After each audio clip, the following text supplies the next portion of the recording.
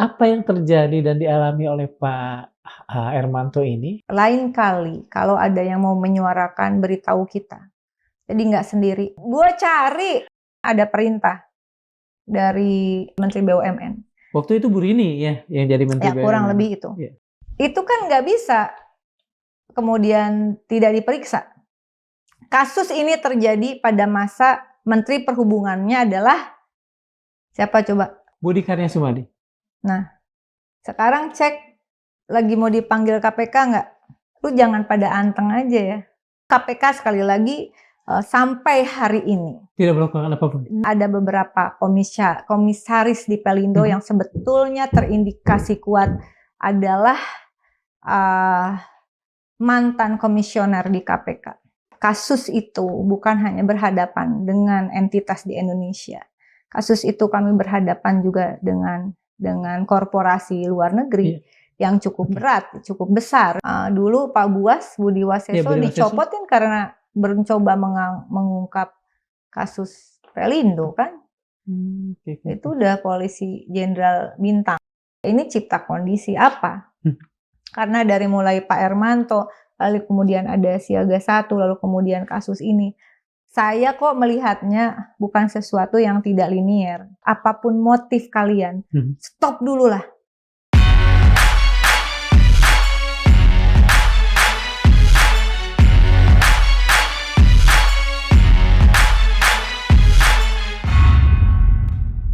Bismillahirrahmanirrahim. Assalamualaikum warahmatullahi wabarakatuh. Sobat Madilog, seorang buruh pelabuhan tewas secara mengenaskan. Polisi tak terlalu lama kemudian menyimpulkan bahwa yang bersangkutan tewas dalam sebuah perampokan yang bermotif ekonomi. Tapi publik halayak di negeri ini tidak sepenuhnya mempercayai semua itu.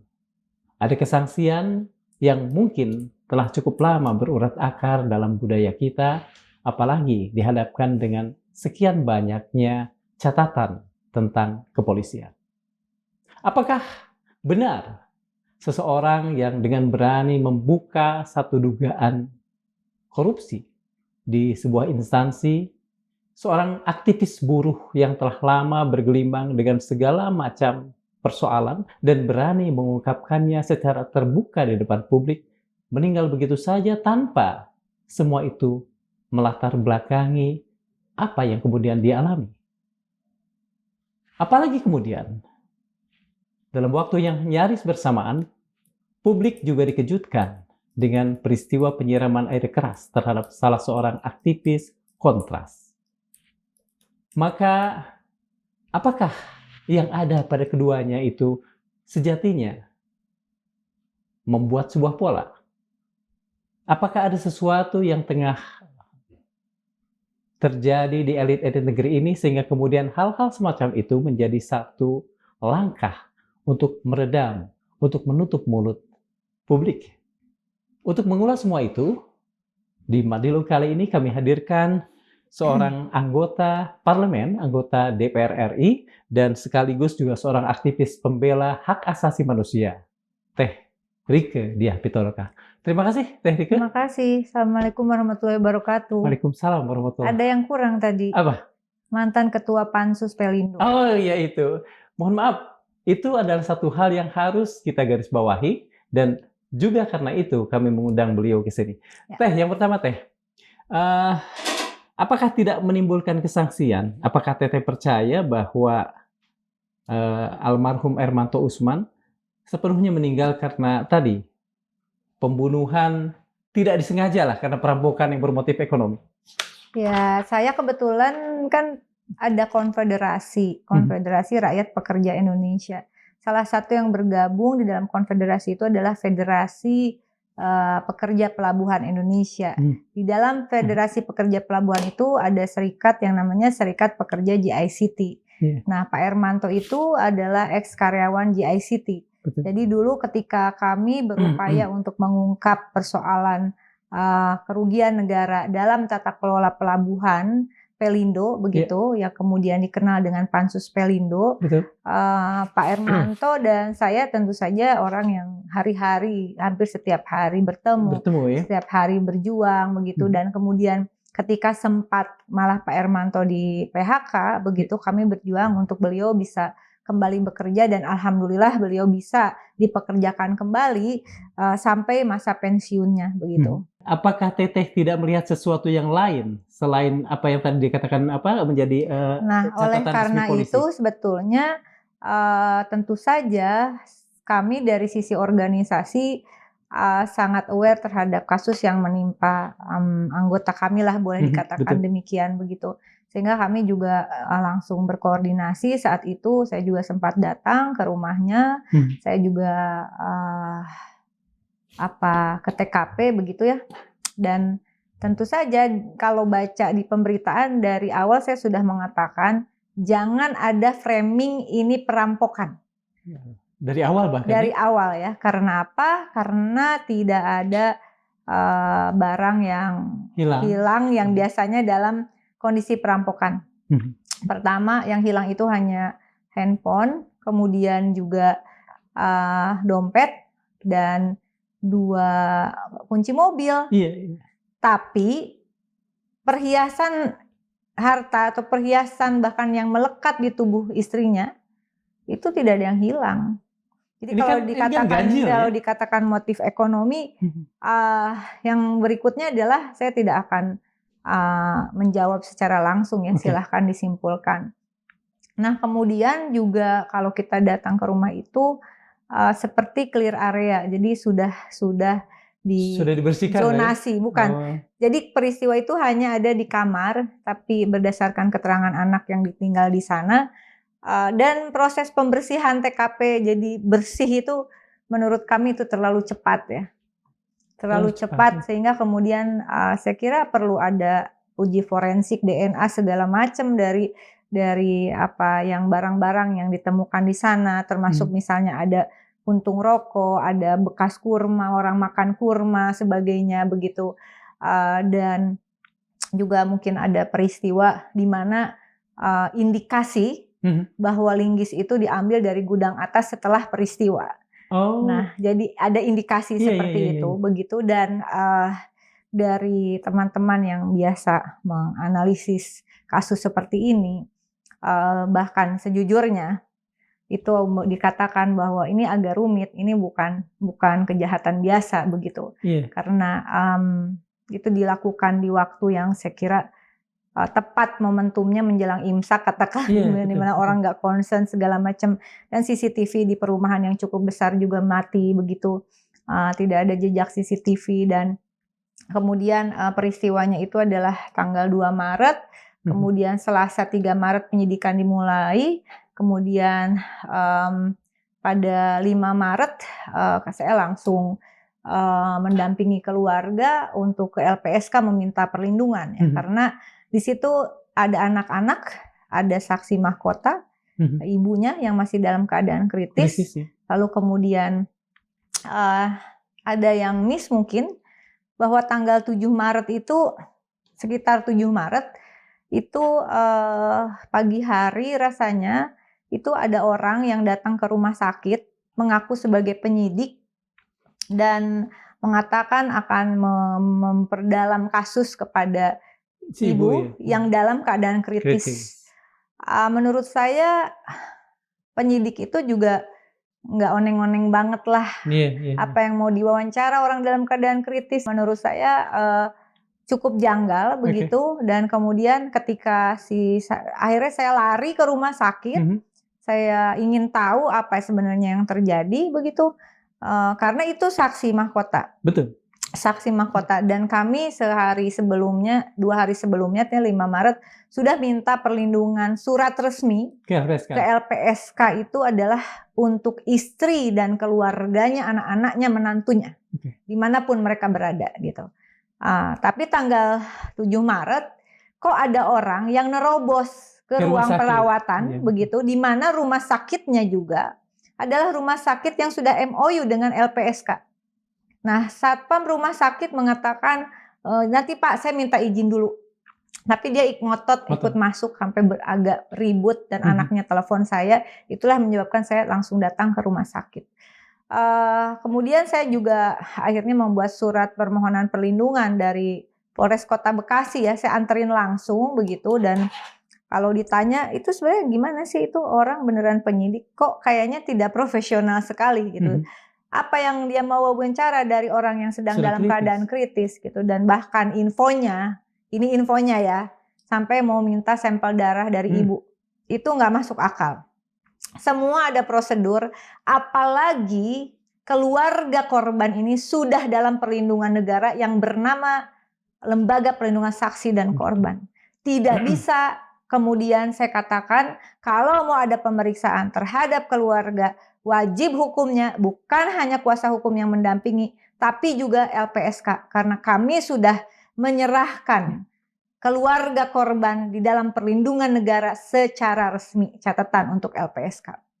Lalu kemudian akhirnya karena mungkin kita juga cukup keras saat itu, polisi bergerak cepat, lalu kemudian tiba-tiba diumumkan polisi tangkap pelaku Sudirman alias Yuda di daerah Cilincing, merupakan residivis yang kerap beraksi di wilayah Bekasi. Kalau saya tidak salah ceritanya linggis itu katanya dia boleh curi segala macam begitu ya. Nah, polisi ungkap motif tanggal 11 Maret menggelar konferensi pers dan menyatakan motif pelaku murni karena ekonomi. Pertanyaan saya kita ingin cepat tentu saja, tetapi terlalu cepat dengan belum ada pendalaman bahkan ke saksi mahkota. Ini ada sesuatu yang justru membuat kami bertanya-tanya, termasuk orang yang mau menerobos ke rumah sakit itu. Kalau memang kalau memang itu hanya persoalan perampokan murni, pembunuhan karena perampokan murni, dan kalau dikonfirmasi saat itu dikatakan, bukan Bu, ini bukan penyidik Bu, saya bisa pastikan ada yang mengatakan demikian. Pertanyaan saya adalah, kalau dia adalah orang yang ditangkap kemarin yang disebut residivis kerap beraksi di wilayah Bekasi, canggih banget dia bisa kirim orang ke rumah sakit. Gitu kan? Pernah sempat nggak ditrace siapa orang yang ke rumah sakit ini? Ya saya nggak ngetrace lah. Ya kasih aja ke tugasnya, ya harusnya mereka bisa menyatakan betul nggak gitu. Kalau misalnya kemudian itu betul penyidik, loh justru kita bertanya gitu, kok penyidik? Kalaupun benar penyidik, ada SOP yang indikasi menyimpang. Saya harus selalu mengatakan indikasi terduga ya. Betul. Ada indikasi yang menyimpang. Udah tahu orang dalam keadaan kritis, sudah tahu rumah sakit itu pasti, kalau nggak tahu justru aneh bahwa itu rumah sakit mitra LPSK ya. Yang cukup saya agak menjadi catatan juga, kebetulan LPSK adalah mitra kerja saya di Komisi 13. Rasanya mungkin ke depannya ada protap yang harus diperbaiki, karena pada saat konferensi pers perwakilan dari LPSK juga hadir. Ini juga bukan sesuatu yang sederhana sebetulnya, karena kemudian framing yang dibangun bahwa ini sudah berdasarkan temuan bersama, ini adalah motifnya hanya perampokan begitu. Yang disebut temuan bersama itu temuan antara polisi dengan LPSK dong, ketika dia hadir di situ. Dan LPSK menerima? Hadir di saat konferensi pers. Menerima ketika dikatakan seperti ya kalau itu. Dia hadir di konferensi pers, itu besok Senin akan saya tanyakan. Karena kemarin kita keputus. Jadi apa ya, maksud saya ini ada suatu pola yang harus kita suarakan begitu. Dan saya juga orang yang cukup keras menyuarakan persoalan Andri Yunus. Tapi saya juga minta dukungan dari seluruh teman-teman penggiat HAM, seluruh penggiat anti korupsi, seluruh masyarakat Indonesia. Suarakan juga kasus Pak Ermanto ini. Ya, karena ini sampai bukan saya sampai hari ini saya dalam posisi memperjuangkan saudara Andri Yunus gitu ya, karena itu juga penting. Tapi saya berharap kasus ini tidak tenggelam begitu saja. Ya, karena ada persoalan besar, dan saya yakin ini juga ada koneksi juga dengan geopolitik ya. Karena apa? Karena pelabuhan itu adalah gerbang kedaulatan. Ketika kami mengungkap kasus pada Pansus Pelindo II dengan kerugian negara yang ditemukan saja sekitar 4 triliun untuk 3 kasus besar, yaitu perpanjangan kontrak GICT, kemudian Kali Baru, dan ada kasus satu lagi yang menurut saya juga penting, itu korupsi pengadaan kren, begitu, yang menjerat RJ Lino. Kerugian saat itu, saat itu ya 2014 kalau saya nggak salah, 2015 begitu ya, 4, sekian triliun. Tapi ketika dihitung future value kerugian sampai 39 triliun. Ya, dan itu kemudian sebulan setelah auditor BPK Prof Edi itu, karena saya kejar-kejar terus, kemudian mengeluarkan hasil audit BPK, termasuk salah konstruksi dari tiang-tiang di Kali Baru itu yang sekarang beroperasi, gitu ya. Sebulan kemudian beliau wafat gitu. Jadi normal, tapi beliau waktu itu saya nggak tahu karena meninggal, tiba-tiba dapat info meninggal. Dan kasus itu bukan hanya berhadapan dengan entitas di Indonesia. Kasus itu kami berhadapan juga dengan korporasi luar negeri yang cukup berat, cukup besar begitu, sehingga dalam konteks ini tentu saja ini bukan sesuatu yang bisa dilihat satu sisi begitu. Kita harus melihatnya dengan helikopter view ya. Betul. Helikopter view, bagaimana persoalan kedaulatan pelabuhan itu adalah cermin dari kedaulatan negara. Meskipun akibat dari Pansus Pelindo 2 itu, yang berhasil kami perjuangkan adalah Peti Kemas Surabaya akhirnya diputuskan sahamnya 100% milik Indonesia. Kalau boleh, apakah kita bisa bekerja sama dengan asing, dengan luar negeri? Sangat boleh. Tetapi tidak pada pelabuhan yang sudah katakanlah cukup firm, anak bangsa kita bisa mengoperasikannya. Kenapa juga harus? Nah, setelah itu kemudian saya kira harusnya ada follow up dari KPK terhadap kasus ini. Tetapi seperti yang kita tahu, ini seperti dipetieskan ya. Nah, itulah titik di mana Pak Ermanto itu setahu saya orang yang tidak akan menyerah. Dia terus tidak akan menyerah sampai di sini kemudian, juga beliau ngomong banyak. Tidak akan menyerah sampai kemudian benar-benar para pelaku itu bisa kena sanksi hukum. Karena indikasinya setelah Pansus Pelindo memutuskan di paripurna begitu, dan tekanan juga termasuk kepada saya cukup keras gitu, yang terlihat maupun tidak terlihat. Jadi itu memang bukan sesuatu yang setelah Pansus Senturi, rasanya Pansus Pelindo ini yang cukup ada keputusan penting meskipun tidak di follow up secara maksimal, tetapi minimal sebagai parlemen saat itu kami bisa membuktikan pansus ini selesai begitu. Dan tentu saja bukan tidak ada indikasi permainan dalam semasa proses pansus tersebut. Namun saya tidak mau masuk ke situ, yang penting ini sudah keputusan. Sudah keputusan, lalu hasil putusan semua berkasnya kami serahkan kepada KPK. Namun KPK sekali lagi sampai hari ini tidak melakukan apapun. Dan ada beberapa komisaris di Pelindo yang sebetulnya terindikasi kuat adalah mantan komisioner di KPK. Jadi ini ada indikasi yang menurut saya jangan kayak gini lagi, udahlah. Saat ini mungkin saudara punya jabatan, saudara masih punya kekuasaan, tapi yang saya bisa pastikan jabatan dan kekuasaan itu tidak akan saudara bawa mati. Iya, betul. Siapa yang ditengari seperti itu, Mbak Rika? Saya nggak bisa mengungkap siapa, silakan. Karena ini banyak banget, dan kalau ada orang mempertahankan praktek di pelabuhan seperti ini, artinya orang ini tidak memiliki national interest, tidak berorientasi pada kepentingan nasional. Bahkan dia bukan hanya memiliki orientasi untuk memperkaya diri dan kelompoknya, tetapi entah sadar atau tidak sadar, dia bekerja sebagai perpanjangan tangan asing daripada untuk kepentingan nasional. Nah, oleh karena itu saya mengatakan di dalam beberapa pernyataan resmi saya, ada kasus Pak Ermanto, termasuk di program saya di medsos saya, Viral for Justice itu adalah, saya yakin Pak Prabowo, karena bukan pada masa pemerintahannya kasus ini terjadi, dan karena saya juga sebagai ketua pansus memiliki file dan data, bisa saya pastikan Presiden Prabowo tidak terlibat di dalam masalah ini begitu. Dan artinya harapan kami adalah Presiden Prabowo akan mengungkap kasus ini dengan sejelas-jelasnya.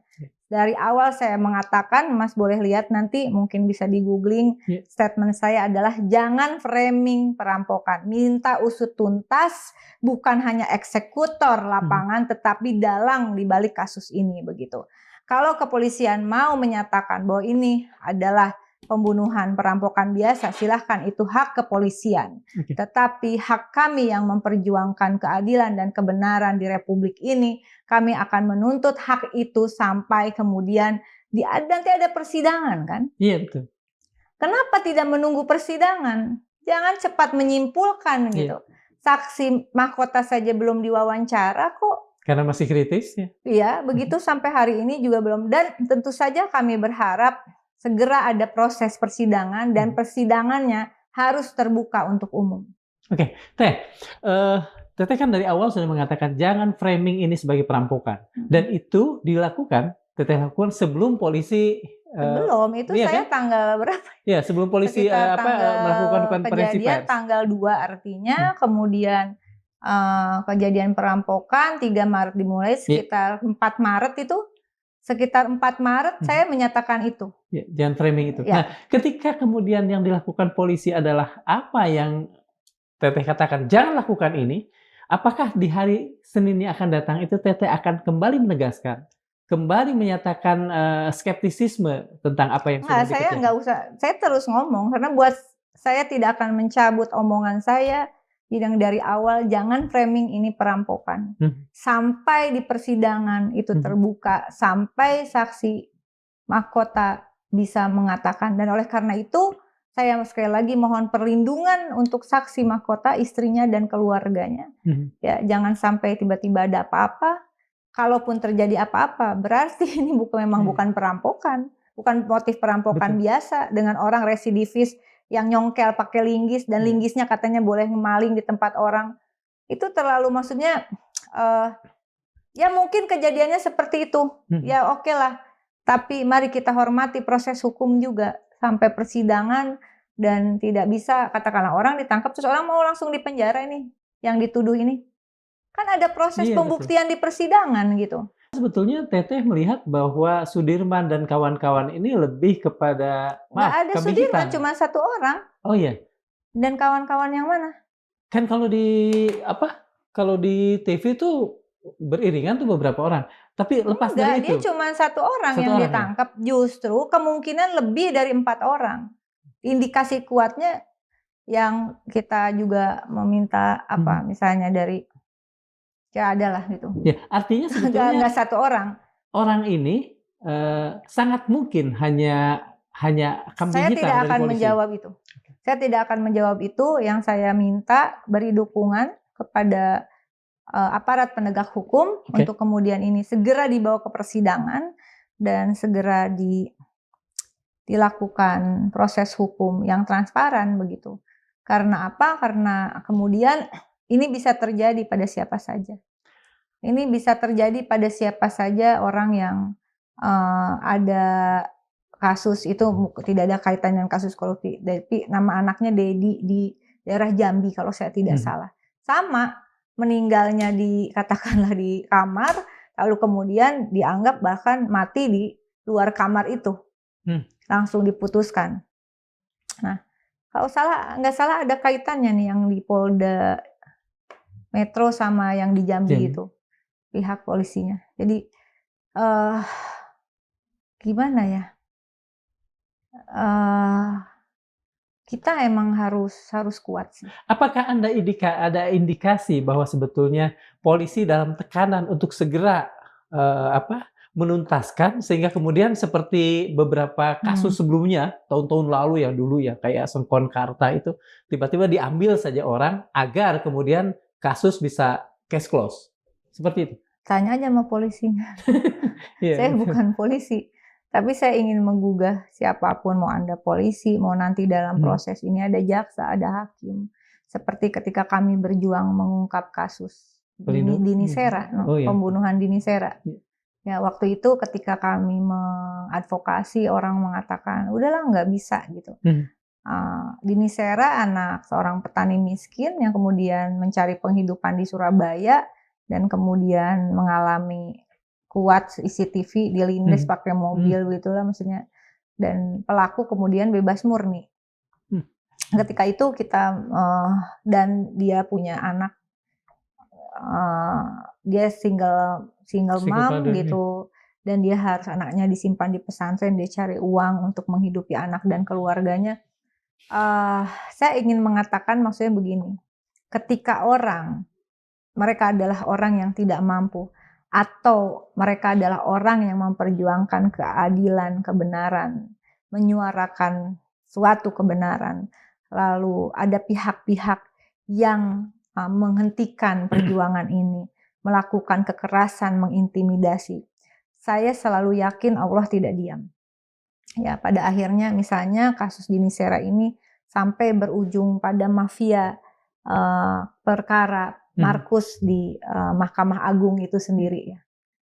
Sampai nyimpan uang 1 triliun di rumahnya, Iya, tahu betul. kan? Iya. Nah, uh, sebenarnya saya sedang menguatkan diri saya juga. Kita nggak boleh menyerah ya. Kayak gini-gini kan sebenarnya kita sudah mengatakan, ini jangan lu framing ini, karena Iya, iya, iya. saya statement itu bukan asal ngomong. Karena saya tanya dulu, apa yang hilang? Iya. Apakah perhiasan ibumu yang nempel di badan hilang atau tidak? Kalau perampokan biasa udah pasti Pasti hilang, hilang. betul. Gitu kan. Iya. Ini jangan sampai kemudian ada orang yang sebenarnya bukan pelaku dikorbankan. Iya. Gitu, dan itu akan penjara juga cukup panjang kalau dipaksa dia sebagai pelaku. Kalau ternyata dia bukan pelakunya bagaimana? Iya. Nah, singkat cerita adalah ini adalah momen-momen yang tentu saja tidak mudah bagi kami yang tetap mencoba untuk bersuara. Apa yang Teteh tadi katakan, jangan ada orang yang tidak melakukan tetapi kemudian ditangkap. Indikasi ini kuat? Kuatkah indikasi ini maksud saya? Sebuah pertanyaan. Nanti proses hukum yang akan membuktikan itu. Oke. Mungkin itu asumsi saya, bisa saja asumsi saya salah. Oke. Tapi mari jangan terburu-buru mengatakan si A pelakunya tanpa ada saksi yang benar-benar saksi kunci, yang saksi mata yang benar-benar, dan bahkan dia hampir kehilangan nyawa, dan bahkan di rumah sakit mungkin juga ada orang yang ingin menghilangkan nyawanya dalam keadaan kritis begitu. It's not fair, itu menyakitkan bagi keluarga, bagi kami sahabat-sahabatnya Pak Ermanto begitu. Apa ya? Saya padahal ketemu dengan beberapa orang itu dan jangan nirempati. Jangan nirempati meskipun Anda sekarang ada di katakanlah di kepolisian. Keluarga Anda itu nggak semuanya polisi. Anda mungkin menjabat apa, keluarga Anda nggak semuanya pejabat. Kalau kasus-kasus seperti ini terus berulang, suatu hari itu bisa terjadi pada diri kita atau keluarga besar kita gitu. Nah ini kan ujian yang serius terhadap demokrasi ya gini. Demokrasi itu bukan hanya sekedar demonstrasi bicara di muka umum gitu. Demokrasi bagi saya adalah bagaimana mengintervensi keputusan, suara yang mampu mengintervensi keputusan supaya negara ini berjalan lebih baik. Salah satunya apa? Menyuarakan kasus korupsi, kita suarakan, beri dukungan kepada pemerintah, beri dukungan kepada negara untuk para pelaku korupsi ini benar-benar dibuka, dikejar, diberi sanksi begitu, bukan malah dapat jabatan, misalnya gitu. Nah, ini kan pilihan ya dalam hidup ya. Pilihan saya dan Pak Ermanto dan teman-teman memilih hidup di jalur ini begitu. Tentu tidak mudah bagi kami dan saya tahu bahwa bukan hanya bagi Ermanto tetapi juga ada beberapa teman yang di pelabuhan atau teman-teman lain termasuk diri saya, taruhannya memang nyawa begitu. Dan meskipun taruhannya nyawa, belajar dari Pak Ermanto, kita memang nggak akan berhenti. Gak akan kami berhenti menyuarakan seperti ini begitu. Tinggal sekarang yang juga penting adalah dukungan dari semua elemen masyarakat, dari civil society untuk kasus ini juga mohon dukungannya untuk bantu disuarakan. Andre Yunus, yes, pasti saja disuarakan begitu. Dan dari kejadian Pak Hermanto dan kejadian saudara Andre Yunis ini, saya sendiri akan memperjuangkan adanya revisi Undang-Undang HAM, tapi revisi itu bukan sekedar untuk ada legalitas nomenklatur kementerian baru, tetapi bagaimana problem HAM ini dari mulai dulu HAM pra-digital masuk era digital begitu, karena ada juga teman-teman aktivis yang menyuarakan di medsos, mengupload konten-konten yang mengkritisi lalu kemudian kena sanksi dan sebagainya begitu. Yang juga penting adalah hadir di dalam suatu aturan hukum bernama undang-undang kewajiban negara melindungi aktivis HAM, aktivis anti korupsi, aktivis yang sosial yang menyuarakan perbaikan tata kelola negara ini. Wajib hukumnya mendapatkan perlindungan begitu. Teh, ini kan ada satu hal yang sebetulnya harus ditindaklanjuti ya. Ada kejadian orang yang tadi ngaku-ngaku penyidik untuk datang itu, pernahkah Teteh kemudian bertanya ke pihak polisi meskipun Udah. Udah. Ini fotonya juga ada kok. Foto orang itu? Foto orangnya ada, tapi saya nggak bisa kasih. Tapi kenapa di-trace tidak kemudian ditindaklanjuti? Ya nggak tahu, saya udah kasih kok. Maksudnya saya udah ngeliatin juga. Ke polisi? Keluarga juga udah bilang, saya juga udah bilang. Tapi ya apa sih, saya ini kan cuma di DPR juga anggota biasa, kali nggak dihitung ya nggak apa-apa gitu. Ini kan ada tulis ya. Itu kan ada satu common sense ya, ada orang maksa. Bahwa dari dalam kubur suara saya akan lebih keras daripada di atas bumi. Mungkin itu katakan saja kata-kata Tan Malaka yang kemudian digaungkan oleh Hermanto ya. Iya, bisa aja gitu. Tinggal kitanya ini yang masih hidup di muka bumi, apakah kita mau menyerah lalu kita kemudian terpecah-pecah. Oh, karena dia bukan temen gue nggak terlalu harus bersuara lah. Karena dia bukan dari organisasi gue nggak usah terlalu. Nggak bisa kayak gitu. Itu pun ada fenomena seperti itu loh. Ada alasan polisi nggak? Kenapa mereka saya nggak mau masuk ke polisi. Saya ingin juga mengkritik kita semua ya. Tidak bisa kalau udah jelas orang habis ngomong kasus korupsi begitu dan saya tahu dia bukan orang yang kekurangan secara ekonomi dan nggak ada di dalam sejarah kami berteman sekian lama Pak Hermanto tuh meres orang, nipu orang, nggak ada. Ya karena itu dia memilih jalan ini. Karena itu dia memilih jalan untuk bersuara, jalan untuk melawan begitu. Nah, kalau kita Madilog saja yang menyuarakan seorang Rieke Diah Pitaloka yang apalah 4 periode hanya anggota biasa di DPR tanpa jabatan yang penting di dalam struktur kekuasaan ini, pasti Pak Hermanto akan senyap. Tidak akan hingar-bingar seperti kasus yang terakhir ini begitu. Tapi saya juga artinya saya minta dukungan, ayolah siapapun korbannya, termasuk yang terakhir juga ada indikasi ancaman dari seorang mahasiswi HMI yang menyuarakan kasus Andre Yunus lalu kemudian malah diancam mau dibunuh begitu ya. Itu juga kita suarakan begitu. Tapi yang di Banko HMI Jawa bagian barat itu memang dia HMI Jawa Barat. Iya betul. Ya si Neng.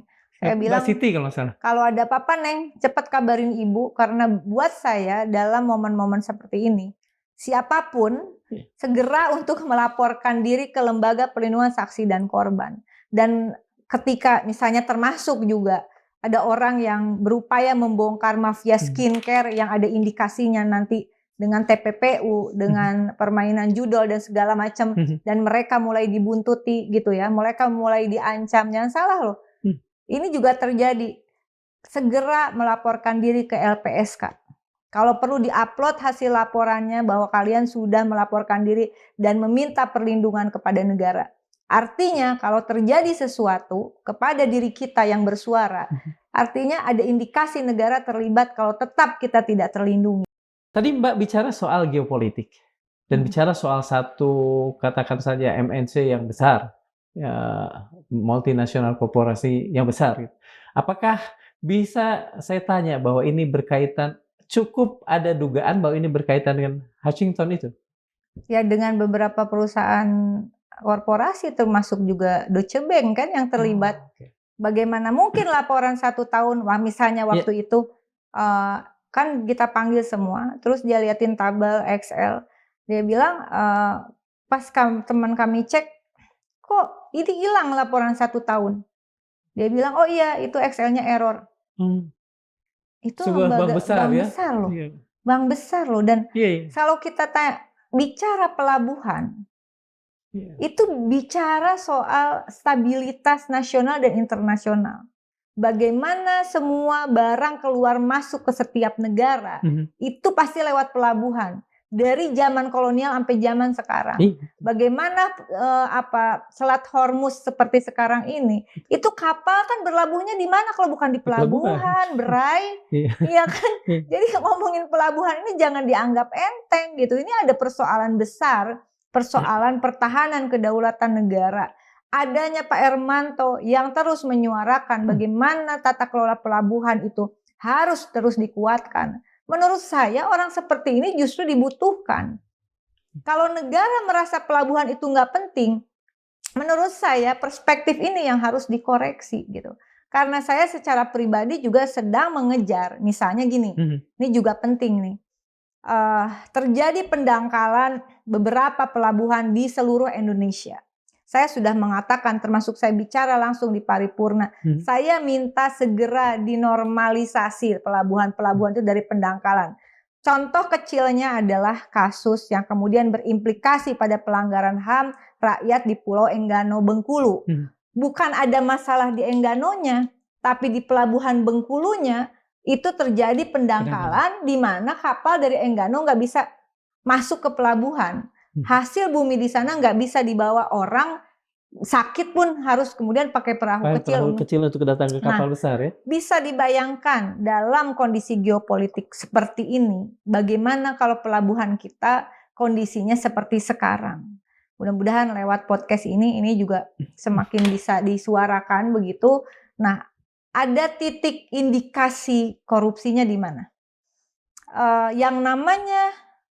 Yang namanya uang konsesi dan jasa labuh itu tidak masuk ke Pelindo sebagai operator, pada BUMN sebagai operator. Uang itu adalah masuk ke sah bandar di bawah Kementerian Perhubungan.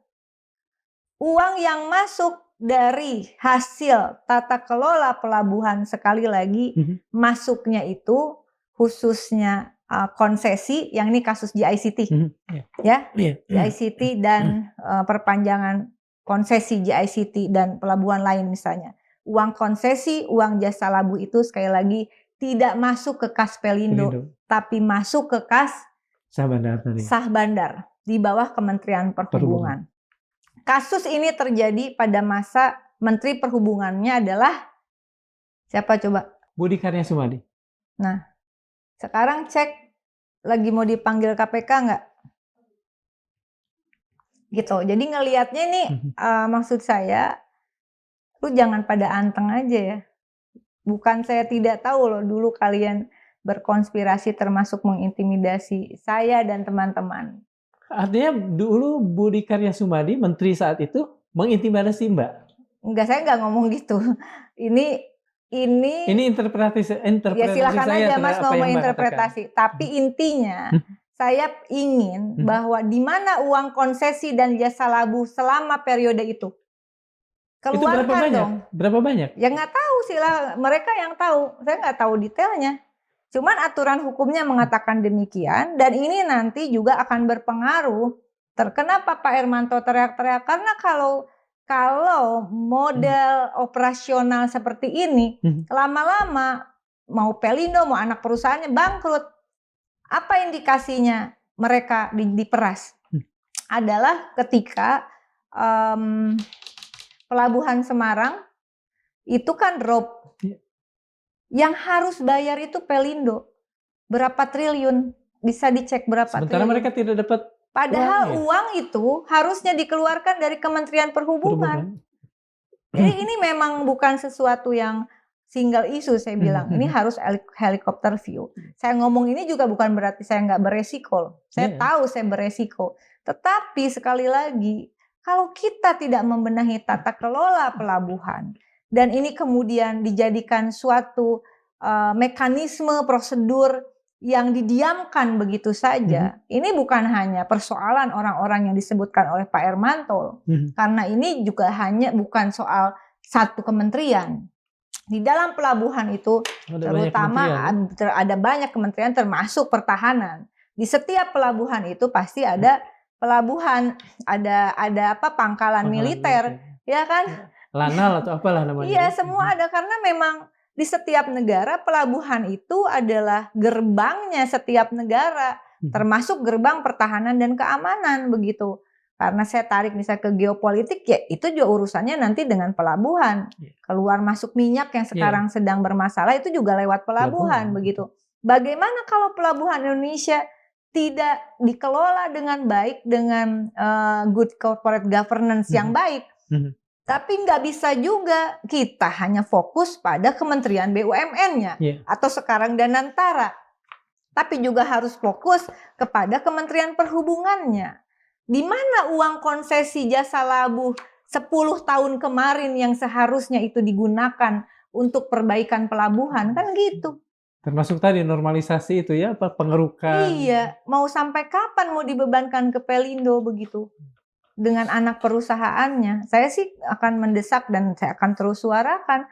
Karena kalau pelabuhan ini kemudian chaos atau kemudian ambruk lah gitu, Pak, kita jadi bangsa terisolir loh. Seperti sama dengan ketika Enggano terisolir. Karena problem pelabuhan di Bengkulu. Teh, dengan melihat jalin kelindang persoalan yang begitu rumit, kompleks tadi, apakah ada kemungkinan polisi ingin mengambil hal yang sederhana meskipun mungkin saja pelakunya bukan dia? Saya nggak tahu ya, kasus Pelindo ini kasus yang cukup panas begitu. Dulu Pak Budi Waseso dicopotin karena mencoba mengungkap kasus Pelindo kan. Itu udah polisi jenderal bintang. Bintang 2 kalau saya salah. Ya, saat itu ya. Dan menurut saya, ya saya sebetulnya juga secara pribadi udah males ngurusin kasus ini begitu. Cuma kalau kayak gini, memang harus kita suarakan soal pelabuhan. Kalau jenderal polisi saja bisa digeser, bisa dicopot, berarti kan ada kekuatan besar. Kekuatannya sangat besar. Ya iyalah, kekuatannya pasti sangat besar. Sudah tingkatan pansus saja begitu, dengan keputusan pansus yang seperti itu, dan waktu itu saya malah digugat mau disidang di MKD dengan alasan bahwa saya konflik of interest begitu. Konflik of interest-nya karena saya terlalu membela pekerja begitu. Terus saya harus belain siapa? Saya tidak, buat saya yang namanya korporasi dan pekerjanya itu harus ada dalam relasi harmonis. Tapi begitu ini adalah perusahaan negara, terjadi kuat malpraktek, ya itu kan kita harus punya sikap sebagai DPR. Bukannya saya tidak membela, boleh dicek bagaimana relasi saya dengan Pelindo setelah itu, bagaimana saya berupaya untuk ada perbaikan seperti saya katakan sampai akhirnya kita bisa membuat peti kemas Surabaya 100% milik Indonesia dari Dubai Port begitu, bahwa mereka ada di Teluk Lamon tetap ada perusahaan asing yang bekerja sama, it's okay. Tapi sekali lagi pelabuhan yang tata kelolanya memang bisa dioperasikan oleh anak bangsa sendiri. Kenapa tidak diberikan kesempatan kepada anak bangsa kita sendiri untuk mengoperasikannya? Karena pelabuhan adalah suatu entitas infrastruktur strategis nasional. Berapa banyak sih? Berapa persen paling tidak pelabuhan-pelabuhan kita yang ditangani oleh asing? Saya udah nggak apa. Tapi banyak. Ya, ada beberapa yang dalam proses pembangunan seperti harus ada investasi, nggak apa-apa. Tapi begitu udah bisa, ya udah dong. Karena kan udah matang. Terus dia ngerjain apa? Yang kerja kan tetap kita, tetap anak-anak kita. Mau dijadikan anak kita hanya sebagai kuli begitu. Betul. Nah, sekarang sih kemarin misalnya contoh bagaimana selalu harus ada global bond. Tapi setelah pansus Pelindo itu akhirnya seminimal mungkin tidak melibatkan global bond begitu. Karena kalau global bond kayak model misalnya kereta api cepat ya. Itu kan sekarang membengkak karena nilai dolarnya juga membengkak. Begitu yang nanggung siapa? Sama nih, yang nanggung PT KAI. Ya kita juga rakyat padahal. Nah, PT KAI itu kalau kemudian terbebani, bagaimana dengan transportasi di dalam negeri, mass transportation-nya, di mana sekarang kemudian katakanlah BBM sedang sulit atau kereta api, LRT itu menjadi pilihan untuk bisa kemudian efisiensi energi dalam kondisi geopolitik yang kita sedang berjuang punya energi gitu. Teh, saya catat tadi apa yang Teteh katakan bahwa pada saat itu Teteh dilaporkan ke MKD. Sama siapa? Ada dari masyarakat umum. Dicatat. Biasa selalu dibuat. Kemudian saya cari, ternyata itu rumah kosong gitu. Gue cari. Ada indikasi siapa yang bermain di ya ini? Tahu lah. Abis itu kenapa? Ya karena ada perintah dari elit di waktu itu. Ini kan kejadian sebelum Pak Erik ya. Iya. Sebelum Pak Erik jadi Menteri BUMN. Waktu itu Bu Rini ya yang jadi Menteri BUMN. Kurang lebih itu. Iya. Dan sekarang, maksud saya itu kan nggak bisa kemudian tidak diperiksa. Yeah. Itu kan juga jadi pertanyaan besar. Yeah. Ya makanya gini aja lah. Saya tahu kita-kita yang berjuang ini sangat minimalis powernya, begitu. Tapi untuk tidak kehilangan semangat kita semua, ya kita terus berjuang lah. Kita terus bergandengan tangan, kita terus saling support, kita terus saling jaga, saling melindungi, saling menyuarakan suara kita ini adalah suara yang harus saling melindungi, begitu. Tapi jangan pernah bersedih, jangan pernah berkecil hati, karena Allah juga sudah menjanjikan, terutama di surat Al-Baqarah, bahwa Allah jangan bersedih, Allah akan memberikan petunjuk, dan petunjuk itu hanya akan datang pada orang-orang yang dipilih. Singkat cerita saya ingin mengatakan bahwa meskipun tekanan seperti ini, teman-teman kita harus tetap berjuang, kita harus tetap semangat gitu. Pada akhirnya kebenaran mungkin bisa disalahkan. Kebenaran mungkin bisa dimanipulasi lah ya. Ya, dimanipulasi. Tapi kebenaran tidak bisa disalahkan. Saya salah tadi ngomong. Kebenaran bisa saja dikalahkan. Kebenaran bisa saja kebenaran bisa saja disalahkan, tetapi kebenaran tidak bisa dikalahkan. Itu kunciannya. Kalau hari ini kita dianggap salah atau dikalahkan begitu, bukan berarti kita salah dan kita kalah. Karena kebenaran dikubur sedalam apapun tetap akan jadi kebenaran. Dan pada akhirnya, toh dalam hidup ini nggak ada yang pasti. Yang pasti itu hanya kematian. Dan nanti kita semua pasti akan mati. Dan semua ada perhitungannya. Dan ketika Anda berkonspirasi menghilangkan nyawa seseorang karena dia menyuarakan kebenaran, saya kira Allah juga tidak akan diam. Anda semua punya turunan, Anda punya keluarga. Saya nggak ngancem karena tapi itu it's my belief ya. Allah mengatakan di dalam Al-Quran, siapa yang memudahkan jalan orang lain, maka dia akan dimudahkan jalannya. Kalau dia mempersulit jalan orang lain, maka jalannya akan sulit. Kalau dia mencelakakan orang lain, meskipun seperti ini sebenarnya saya nggak bisa tetap hukum positif. Ini depresi sebenarnya, tapi saya nggak mau mengatakan saya menyerah, enggak. Saya ada keimanan yang akan membuat saya tidak menyerah. Teman-teman seperjuangan tidak akan menyerah, dan insya Allah Madilog dengan forum keadilannya tidak menyerah untuk menyuarakan hal seperti ini dengan segala resikonya, nggak apa-apa. Teh, kalau apa yang terjadi dan dialami oleh Pak Hermanto ini itu cukup memberikan pengaruh, negatif nggak pada para aktivis, terutama di pelabuhan, untuk bicara, untuk bersikap? Ya, saya sendiri memang ke teman-teman, akhirnya saya temui, saya berbicara, lain kali kalau ada yang mau menyuarakan, beritahu kita. Jadi nggak sendiri.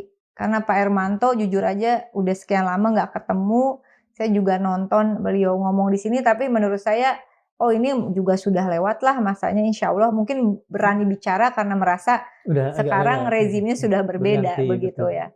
Tapi ternyata tentu saja Pak Presiden Prabowo kan baru 1 tahun lebih lah gitu ya. Ini kan juga persoalan dari masa lalu yang yang mudah-mudahan Ya. ya, mudah-mudahan setelah ini tentu saja, bukan mudah-mudahan, KPK harusnya membuka ini lagi. Ya. KPK kembali membuka ini lagi karena persoalan pelabuhan sekali lagi persoalan masa depan bangsa. Persoalan pertahanan keamanan dalam era geopolitik dan geoekonomi seperti ini. Kasus, dan bukan berarti kemudian kebobrokan yang terjadi di masa lalu sudah benar-benar bisa diperbaiki 100%. Nggak akan pernah bisa diperbaiki selama kasus-kasus masa lalu ini tidak diselesaikan. Jangan hanya karena ada indikasi mantan-mantan komisioner KPK sempat berada di Pelindo di era kasus ini terjadi, lalu kemudian kasus ini tidak diselesaikan. Apakah ketika Pansus kemudian menyerahkan laporan atau apapun ke KPK dan tidak ditindaklanjuti, pada saat itu ada ini nggak, ada smell of red, ada bau-bau bahwa KPK juga ikut bermain di sana? KPK di masa lalu tentu saja. Saya nggak tahu ya, intinya waktu sidang Pak Erjelino aja sampai saya datang gitu untuk memastikan dia minta apa ya, pra peradilan atau apa gitu. Dan saya nggak ngerti lah. Ya nyesek sih Mas, karena ini emang Pak Hermanto benar-benar teman perjuangan saya, dan bilang sama anak-anaknya kalau ada apa-apa mereka suruh hubungin saya gitu. Pesannya gitu. Sementara saya sendiri, saya berusaha keras begitu. Saya datang, bayangin tanggal 5, saya datang lagi tanggal 7 minta proteksi gitu. Tanggal 2 hari kemudian keputusannya kayak gitu. Ya saya marah lah pasti. Kalau Mas jadi saya juga pasti marah kan pasti. Tapi bisa apa kita? Selain terus bersuara gitu. Saya nggak bisa, nggak ada power sebenarnya. Ini kan kayak diledek sebenarnya. Saya bilang jangan di framing ya, terus mungkin itu kemudian mungkin cuma mau ngomongin lah, Oneng lu berisik, lu ngomong begitu nggak pengaruh. Nih gue langsung ya terserah aja sih, tapi semua ada perhitungan di akhir saya kira. Ya Allah punya perhitungannya sendiri. Dengan mengalami sendiri, dan tadi kalau saya dengar dari Teteh sendiri kan bilang setengah desperate gitu. Ini pernyataan kata Teteh tadi, ini pernyataan setengah desperate gitu, kalau saya tidak salah. Setengah desperate, menyerah, putus asa lah. Tapi kita nggak boleh putus asa, Mas. Betul. Saya datang ke sini karena menurut saya harus bicara di sini. Karena gara-gara bicara di sini, Pak Hermanto kemudian ada hal seperti ini gitu ya. Nah, dengan segala persoalan yang tadi saya lihat juga begitu ini ya, semrawut, jalin kelindan, melibatkan sekian banyak instansi dan bahkan kementerian. Pertanyaan saya apakah ada harapan urusan-urusan pelabuhan ini bisa benar-benar kita kita urai, kemudian bisa beberapa sudah terjadi perbaikan lah. Seperti saya bilang tadi, global bond itu sekarang nggak serta-merta ada global bond-nya setelah pansus itu. Benar-benar yaitu kemudian ada tata kelola pelabuhan, holding, ini apa namanya tuh? Dia bukan, kan disatukan pelabuhan-pelabuhan itu. BUMN, dia dengan merger sistemnya. Beda dengan bukan holding. Nah, dia punya sistem yang beda, tapi tentu masih jauh dari perbaikannya. Selama kemudian antara entitas BUMN yang sebagai operator dan kementerian terkait, khususnya Kementerian Perhubungan, ini relasinya tidak disinkronkan. Mana yang tanggung jawab kementerian, mana yang Kementerian Perhubungan, mana yang tanggung jawab operator, termasuk juga dalam problem kereta api, begitu. Selama ini tidak diselesaikan, ini posisi nggak akan pernah beres. Karena nggak akan bisa Pelindo operator disuruh bikin breakwater yang untuk nahan itu, atau kemudian untuk pengerukan normalisasi dari pelabuhan. Duitnya kagak cukup, mau gimana? Nggak akan cukup untuk beresin pelabuhan di seluruh Indonesia. Dan kenapa juga duitnya harus dari Pelindo? Kenapa tidak dari Kementerian Perhubungan? Nah, itu yang ingin saya kejar. Nih, kita ungkap di mana uang konsesi dan jasa labu 10 tahun. Kalau kemudian ekosistem tata kelola pelabuhan, anggarannya dibebankan kepada Pelindo. Ini kan persoalan ini kelihatannya sih udah jelas bahwa Pelindo tidak punya uang untuk tadi ya menormalisasi Iya, apa? dan kalaupun terjadi katakanlah kasus perpanjangan Iya, konsesi iya. GICT, duitnya kemana larinya? Apakah ke Pelindo 100% atau uang itu memang sesuai aturan sih konsesi ya masuknya ke Syah Bandar atau Kementerian Perhubungan dalam hal ini. Kalau Maka persoalannya, sekalian ya, KPK nanti kalau berhasil akhirnya yang diundang itu kemudian datang, karena ya, saya dengar nggak datang-datang nih. siapa? Itu yang tadi disebutin namanya. Hashington itu? Bukan menterinya. Oh, oke, Budi Karya Sumadi, ya, mantan Sekalian menteri. tanya ini soal konsesi jasa labuh pelabuhan Mhm, di seluruh Indonesia, bukan hanya di Priuk. mhm. Kemana uang selama 10 tahun? Juga persoalan di kereta api. Sama, Perhubungan juga ya? perhubungan juga.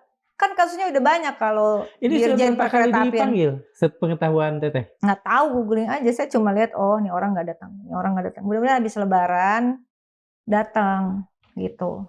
Saya titip pesen, itulah tolong ditanyain sekalian. Kalau melihat ini, apakah artinya KPK sudah mulai mencoba on the right track? Mencoba jadi benar Insya Allah, kembali ke jalan yang insya benar? Allah, Insya insya Allah. Allah. Insya Allah, jangan sampai kemudian seperti saya kemarin di framing terlibat korupsi ijon di Bekasi gitu ya. Gitu. Jangan orang seperti kita di framing kayak gitu, itu pukulan buat Iya, iya. kita yang berjuang kayak gini di framing kayak gitu. Ya mungkin itu salah Saya satu bilang biar janda ujian saya juga, bukan Teh. ijon. Itu salah satu ujian juga barangkali. Salah Enggak, satu. itu enggak, bukan ujian sih, itu emang brengsek aja. Gini, selain Pak Hermanto ini, ada satu kasus yang masih sangat hangat soal Adri Yunus. Eh, Kalau yang tadi yang Pak Hermanto kan tidak apa namanya yang kemudian ditersangkakan itu adalah pribadi. Yang kedua datang dari aparat dan lembaga BAIS dalam hal ini. Teteh melihatnya bagaimana? Emang yakin kasus Pak Hermanto juga tidak ada Tidak aparat melibatkan? yang terlibat? Ya, Pertanyaan paling- saya bertanya balik begitu. Iya. Apa nggak ada aparat yang tidak Kalau terlibat? baunya sih seperti itu, tapi kan secara resmi polisi Ya, bikin keterangan seperti itu. ya saya nggak tahu lah Perampokan siapa dan yang terlibat. sebagainya. Tapi intinya gini, kebetulan tesis S2 saya itu tentang membongkar mekanisme kekuasaan dengan perspektif otoriter atau totalitarianisme. Otoritarisme atau totalitarianisme. Ya, di mana saya membandingkan, membedah sistem kekuasaan yang totaliter yang dilakukan oleh Hitler. Jadi saya mempelajari mekanisme yang dilakukan Hitler, saya mempelajari mekanisme yang dilakukan oleh Orde Baru, di mana ada dua instrumen yang digunakan yang berada dalam satu mata uang yang sama, yaitu teror dan propaganda. Dan itu kemudian nanti menghasilkan namanya banality of evil, kejahatan yang lahir dari saya menggunakan pisau analisis pemikiran Hannah Arendt, kejahatan yang lahir dari kedangkalan berpikir. Para pelaku kejahatan ini bukan mereka yang berada di level pendidikan rendah, status sosial rendah, tapi bahkan bisa mereka yang berada di top up ya. Dengan elit-elit bahkan pemikir seperti Heidegger misalnya seperti itu terlibat dalam konspirasi seperti ini. Nah, kemudian ini menjadi analisis terhadap pola kejahatan negara yang dilakukan pada masa era Orde Baru begitu, yang kemudian dengan sekali lagi menggunakan teror dan propaganda. Nah, setelah itu kita masuk reformasi. Nah, perjalanan yang panjang dan kemudian kita juga saya disertasi saya berikutnya adalah bagaimana kekerasan negara tidak hadir lewat satu mekanisme yang dengan kekerasan yang terbuka seperti pembunuhan, penculikan, penganiayaan begitu, tetapi lewat sesuatu yang bernama norma yuridis. Bagaimana itu disebut dengan symbolic torture atau kekerasan simbolik yang dilakukan melalui pengendalian dari produk-produk hukum. Nah, itu disertasi saya. Tiba-tiba dalam kurun waktu ini saya menengarai pola yang saya pikir tidak akan digunakan itu digunakan lagi, indikasinya, saya tidak menuduh, indikasinya digunakan lagi. Saya melihat ada sesuatu yang perlu menjadi concern kita bersama. Apakah pola ini di satu sisi memang ada pihak yang sengaja untuk membangun, memframing lagi bahwa pemerintahan ini akan kembali pada era kekuasaan Orde Baru di mana ada banality of evil. Yang sebenarnya mungkin presiden sendiri dengan segala label yang melekat pada dirinya seperti kita tahu, kok rasanya tidak mungkin dia melakukan hal-hal seperti ini begitu. Oleh karena itu tentu ini menjadi harus kehati-hatian kita dan kita lebih fokus, lebih sistematis di dalam perjuangan, kita lebih bersuara, tapi gerakan kita rasanya juga harus lebih sistematis. Oke, Teh, satu pertanyaan saya terakhir. Pak Prabowo menyatakan bahwa apa yang terjadi pada Adrianus ini adalah sebuah teror. Apakah ketika presiden itu teror dan propaganda? Ya, ketika presiden menyatakan itu, kita merasa bahwa ada sedikit harapan bahwa presiden cukup aware dalam persoalan ini. Insya Allah sih menurut saya ya, meskipun tentu saja kita ingin dalangnya diungkap, ya, dan pastinya bukan proses yang mudah bagi seorang Presiden Prabowo ya, karena ini ada di internalnya kekuasaannya saat ini begitu. Tapi dari mulai kepala Bais dicopot, saya kira kita harus tetap mengapresiasi ya. Dan setelah kejadian itu bahkan kita melihat mungkin satu-satunya presiden yang berani melakukan diskusi terbuka di meja bundarnya begitu, ya kan? Selama ini kan kita nggak pernah ada yang kayak begitu. Jadi kalau orang mau kritik langsung dan hasilnya itu kemudian boleh diupload oleh setiap narasumber, boleh disebarkan oleh siapapun sehingga publik bisa menilai statementnya benar atau enggak begitu. Tapi di sisi lain menurut saya juga butuh kehati-hatian dari Pak Prabowo sendiri begitu, karena kalau saya meskipun saya tahu waktu itu ini AI. Ya, waktu yang ada gambar itu. Ada gambar 2 orang itu ya. Tapi kan saya nulisnya di caption bahwa ini AI. Saya bilang ini AI. Tetapi yang terpenting dan kemudian saya juga tidak tahu karena yang ngupload itu kan bukan cuma saya. Banyak banget. Di medsos saya sampai 2 juta lebih yang lihat. Ada apa? Karena saya menulisnya gini. Cipta kondisi apa ini? Gitu. Apa yang akan kau perbuat buat negara kami gitu. Jadi itu kayak sesuatu atau ya ini cipta kondisi apa? Karena dari mulai Pak Hermanto, lalu kemudian ada Siaga 1, lalu kemudian kasus ini.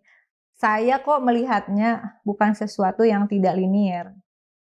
Ini ada mekanisme propaganda dan teror dengan menggunakan pola-pola lama begitu. Tapi kok rasanya, makanya saya bilang karena saya udahlah apapun motif kalian, stop dulu lah. Ini keadaan kita lagi terdesak, terhimpit dalam geopolitik geoekonomi seperti ini, lalu kemudian diaduk-aduk di dalam negara kita sendiri begitu. Sudahlah, stop lah. Apa yang kalian cari? Rasanya udah cukup kaya kalian semua itu. Untuk apa gitu? Udah cooling down dulu lah, benar-benar kita kompak dulu menghadapi problem geopolitik dan geoekonomi dengan kekuasaan gitu. 10 tahun terakhir? Saya tidak bisa menganalisis itu, saya nggak mau ngomong itu. Teh, terima kasih. Sekali lagi, mohon dukungannya. Terus menyuarakan termasuk Pak Hermanto, jangan sampai hilang isu ini, begitu teman-teman seluruh tanah air. Mohon dukungannya untuk justice for Hermanto, tapi juga justice untuk saudara-saudara kita yang lain. Terus teguh dalam perjuangan, terus kuat, support juga, doakan kami juga, selalu dalam kita saling mendoakan. Semoga kita semua dalam perjuangan ini ada dalam lindungan Allah Subhanahu wa Ta'ala, keluarga kita diberikan perlindungan juga oleh Allah Subhanahu wa Ta'ala. Kalau kita belum yakin negara akan melindungi, kita minta Allah yang melindungi gitu, termasuk Mas juga. Ya, mudah-mudahan sedikit demi sedikit ada perbaikan. Jangan pernah menyerah. Indonesia never give up. Jangan pernah menyerah. Jangan pernah takut, ketakutan hanya ilusi, ya. Dan kita adalah sekali lagi, kalau kita memilih menyuarakan kebenaran keadilan, artinya insya Allah kita adalah orang-orang yang dipilih oleh Allah Subhanahu Wa Taala untuk menjadi bagian perjuangan di jalannya. Amin ya robbal alamin. Terima kasih ya. Sobat Madilog, ada satu ujian paling sunyi dalam sebuah negara hukum. Bukan saat ia menghadapi kejahatan, tetapi saat ia menghadapi kebenaran tentang kejahatan itu sendiri. Kasus seperti Ermanto Usman dan juga yang dialami Andri Yunus tidak berhenti pada soal siapa pelaku. Ia menguji sesuatu yang lebih mendasar. Apakah negara berani melampaui versi minimal yang menenangkan dan masuk ke wilayah yang mungkin justru mengguncang dirinya sendiri?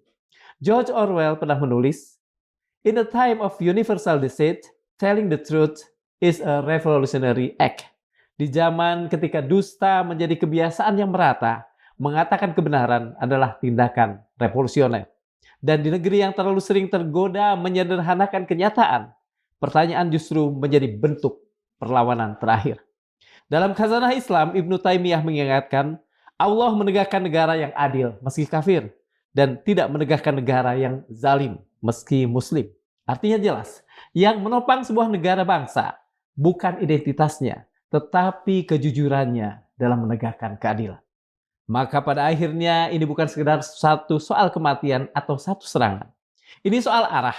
Apakah kita sedang bergerak menuju negara yang berani membuka kebenaran atau justru menjadi negara yang membiarkan diri kotor, kumal, berlumur dusta dengan semakin piawai menutupi apapun kebenaran yang ada. Terima kasih sudah pemirsa. Assalamualaikum warahmatullahi wabarakatuh. Waalaikumsalam warahmatullahi wabarakatuh.